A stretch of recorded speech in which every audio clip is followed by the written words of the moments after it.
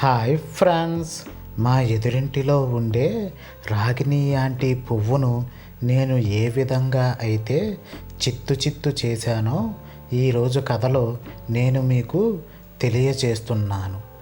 నా పేరు ఉదయ్, నా వయసు 28 సంవత్సరాలు. మేము ఉండేది అనంతపూర్లో. అయితే ఇది నేను బీటెక్ మొదటి సంవత్సరం చదువుతున్నప్పుడు జరిగిన ఒక నిజమైన సంఘటన.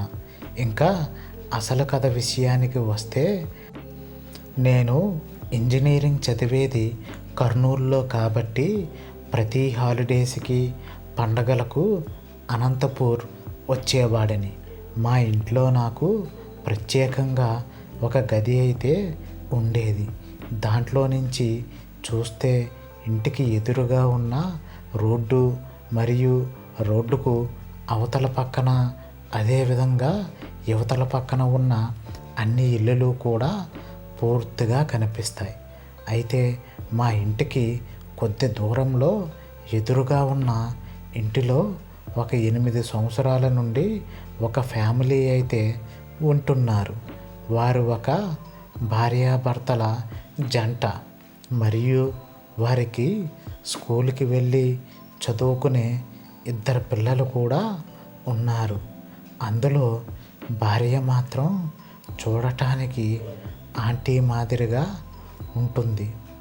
అయితే ఆ ఆంటీ వయసు మాత్రం దాదాపుగా ఒక 30 నుండి 34 సంవత్సరాల మధ్యలో ఉండవచ్చు.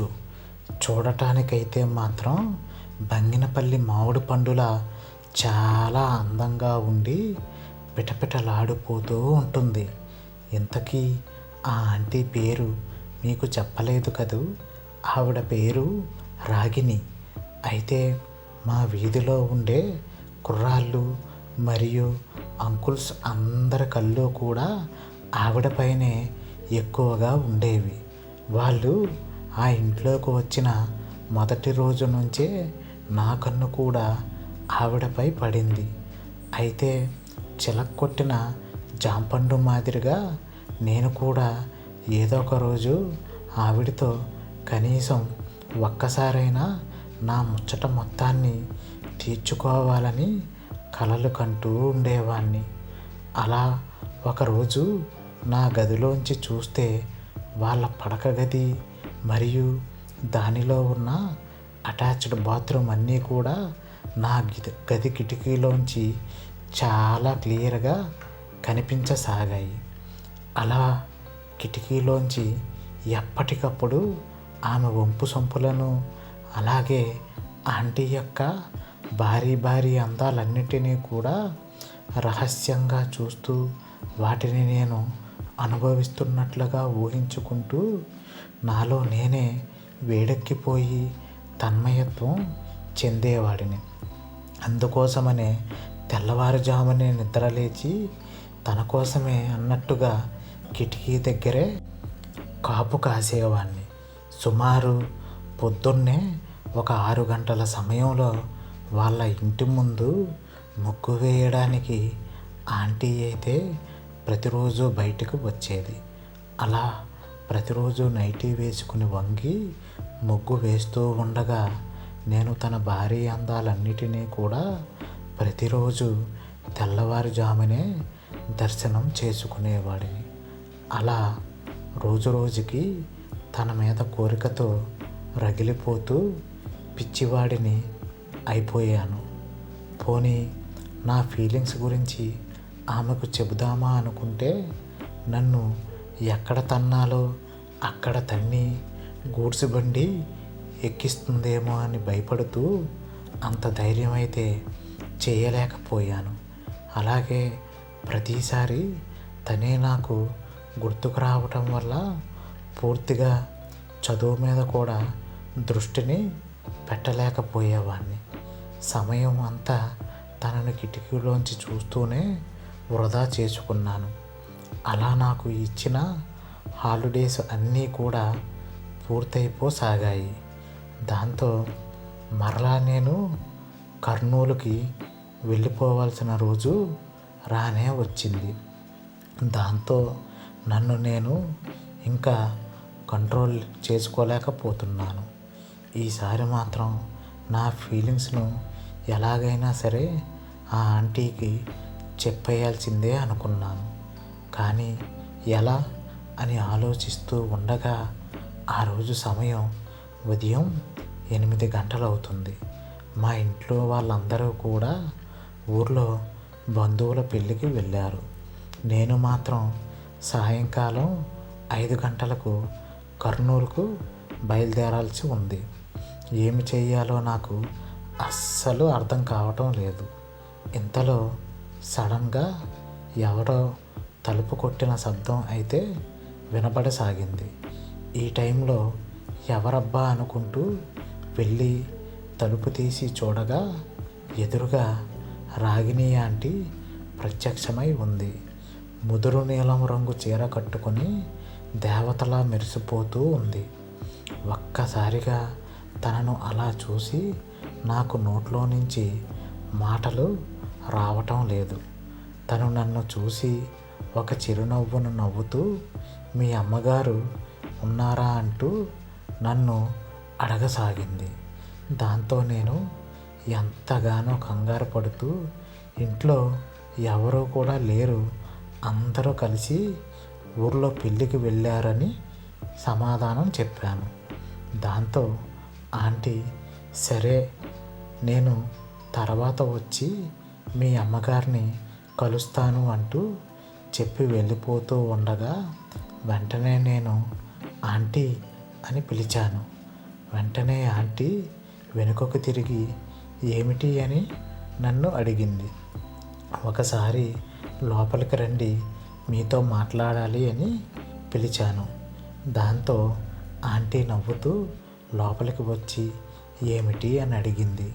వెంటనే నేను ఈరోజు తిరిగి మరలా కర్నూలుకి వెళ్ళిపోతున్నాను, మీకు ఎప్పటి నుంచో ఒక విషయం చెప్పాలి అని అనుకుంటున్నాను అని కంగారుగా తనతో అన్నాను. దాంతో ఆంటీ ఎందుకు అంత కంగారు పడుతున్నావు, విషయం ఏంటి అని నన్ను అడగసాగింది. నేను వెంటనే తన చెయ్యి పట్టుకుని ఆంటీ మీరంటే నాకు చాలా చాలా ఇష్టం. ఎప్పటి నుంచో నేను నా గది కిటికీలోంచి మిమ్మల్ని చాటుగా చూస్తున్నాను. నాకు మీరు కావాలి ఆంటీ అని మొత్తానికి ధైర్యం అయితే చేసి అసలు విషయాన్ని తనతో చెప్పేశాను. దాంతో నా మాటలు విన్న ఆంటీకి బాగా కోపం వచ్చి నా చేతిలో నుంచి తన చెయ్యిని లాక్కొని అక్కడి నుంచి చిరాకుగా వెళ్ళిపోయింది. నాకైతే పిచ్చ టెన్షన్ అనేది మొదలయ్యింది.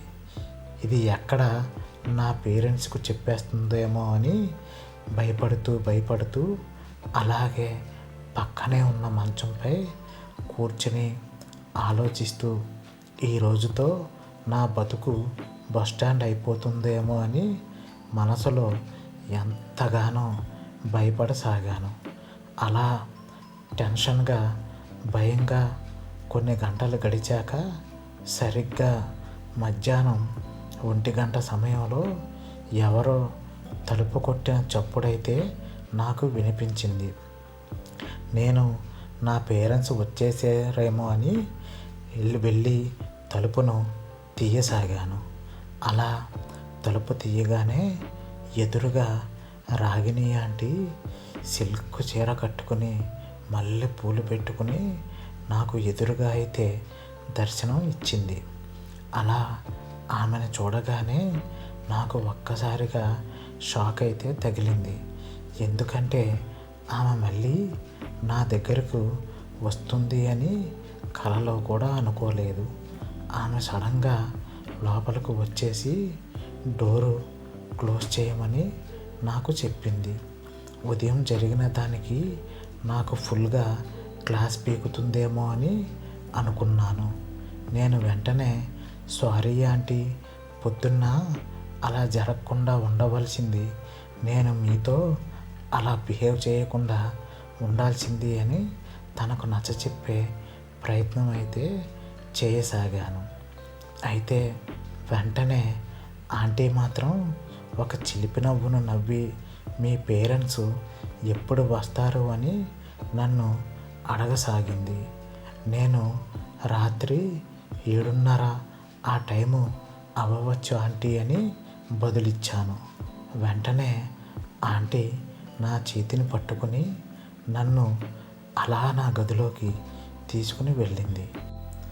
ఆమె నా చెయ్యి పట్టుకోగానే నేను స్వర్గంలో తేలుతున్నట్టుగా నాకు అనిపించింది. నాకైతే అస్సలు ఏమీ అర్థం కావటం లేదు. ఆవిడ ఉద్దేశం ఏమిటా అని ఆలోచిస్తూ ఉండగా తను నా చేతిని పట్టుకుని అలా నా బెడ్ వరకు తీసుకుని వెళ్ళింది. ఉన్నట్టుండి ఒక్కసారిగా నన్ను గట్టిగా పట్టుకొని కౌగిలించుకోసాగింది.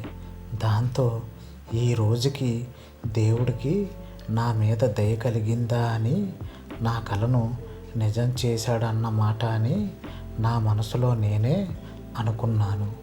వెంటనే ఆంటీ నన్ను మంచంపై తోసేసి నాపై ముద్దుల వర్షాన్ని కురిపించడం ప్రారంభించింది.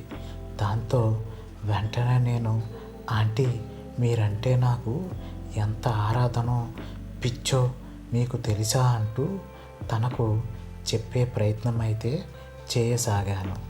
నాకు కూడా ఎప్పటి నుంచో వయసులో ఉన్న కుర్రాల స్పర్శను ఒక్కసారైనా రుచి చూడాలి అని చాలా దాహంగా ఎదురు చూస్తున్నాను అంటూ ఆంటీ నాకు బదులివ్వసాగింది.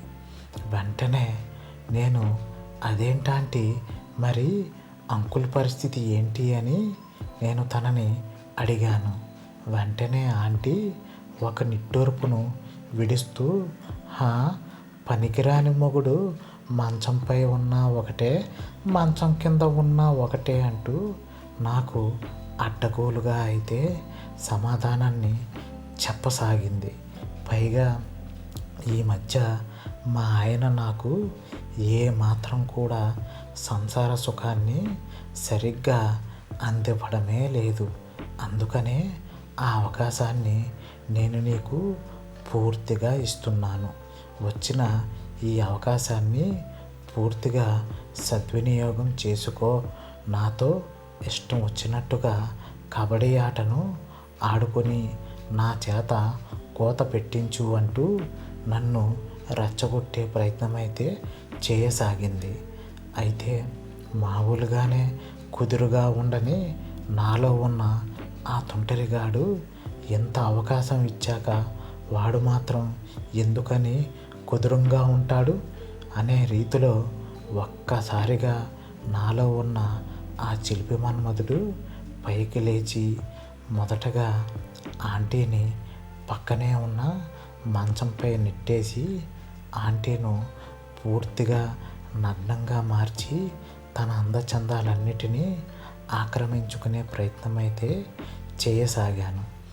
అలా ఎప్పటి నుంచో విరహ వేదనతో రగిలిపోతున్న మా ఇద్దరి తనువులను ఒకరికి ఒకరం పూర్తిగా సమర్పించుకుని బగబగా మండుతున్న అగ్నిపై చల్లటి నీరును చల్లితే ఏ విధంగా అయితే చల్లారిపోతుందో అలా ఎప్పటి నుంచో నాలో రగులుతున్న విరహతాపం అనే జ్వాలను కూడా ఆ రోజు నా ఆంటీ సహకారంతో పూర్తిగా చల్లార్చుకున్నాను. అలా మాకు ఎప్పుడు అవకాశం దొరికినా లేదంటే నేను ఎప్పుడు పండగ సెలవులకి మా ఇంటికి వచ్చినా ఎవరికీ తెలియకుండా రహస్యంగా కలుసుకుంటూ మా ముచ్చట మొత్తాన్ని తీర్చుకునేవాళ్ళం. ఇట్లు మీ ఉదయ్.